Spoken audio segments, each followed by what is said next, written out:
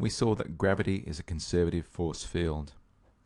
The definition of a conservative force field was that the work done against this field to move an object from an arbitrary point A to another arbitrary point B was independent of the path taken.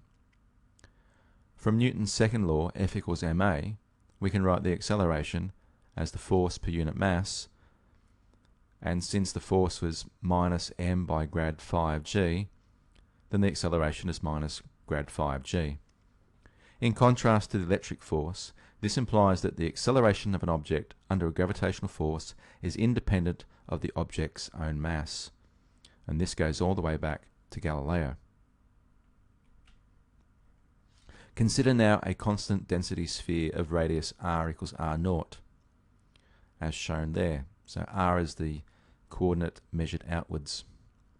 It can be shown that this object has a gravitational potential as shown in the equations there. So there's a solution inside the sphere, and there's what's known as the exterior vacuum solution. So that's the solution outside of the sphere. When r is equal to 0, you can see that the gravitational potential, or the geopotential, is minus 3k.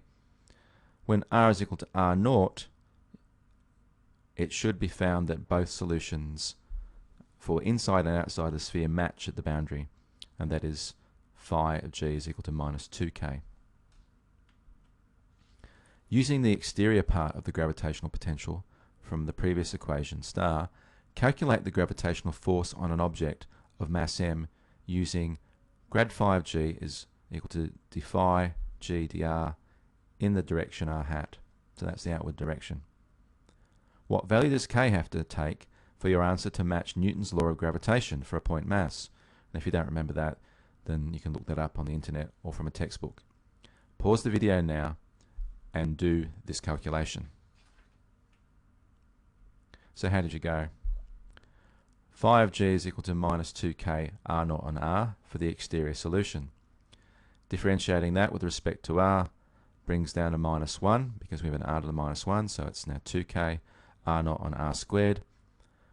And so combining that with the other parts of the expression gives you fg is m 2k r0 on r squared in the r hat direction.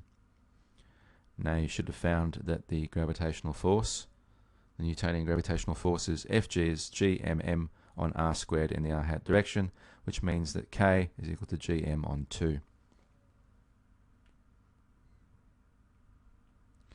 And here's what the fields look like gravity. On the top we have the geopotential, which is minus 3k at r equals 0, minus 2k at the boundary of the sphere, r equals r0, and tends to 0 at infinity. At the bottom we have the signed magnitude of the acceleration, minus d phi dr, which goes from 0 to a maximum at r equals r0, and then falls away as 1 on r squared, which is the familiar 1 on r squared dependency of gravity.